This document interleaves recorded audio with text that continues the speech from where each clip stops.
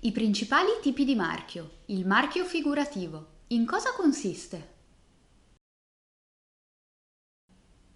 Il marchio figurativo può essere costituito da una parola in un layout particolare, una figura in bianco e nero o a colori, una figura unita a una parola in un carattere particolare.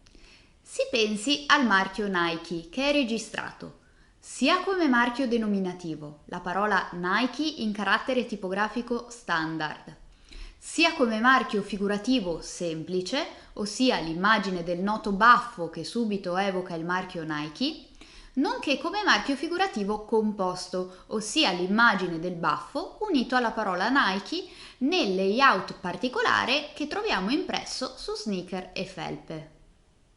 Principio fondamentale in materia di registrazione del marchio è che è tutelato solo ed esclusivamente ciò che si sottopone a registrazione.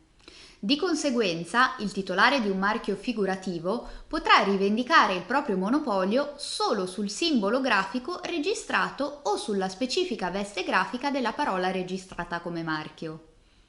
Ciò implica che di regola il titolare non potrà impedire a terzi di fare uso di quella stessa parola impiegata in una veste grafica differente.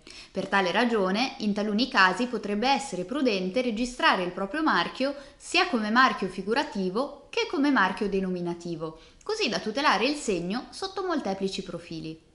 Nel prossimo video approfondiremo i marchi di forma o marchi tridimensionali. Iscrivetevi al nostro canale YouTube, abbiamo un'intera sezione dedicata al diritto industriale. Per maggiori informazioni visitate il nostro sito e seguiteci sui social media.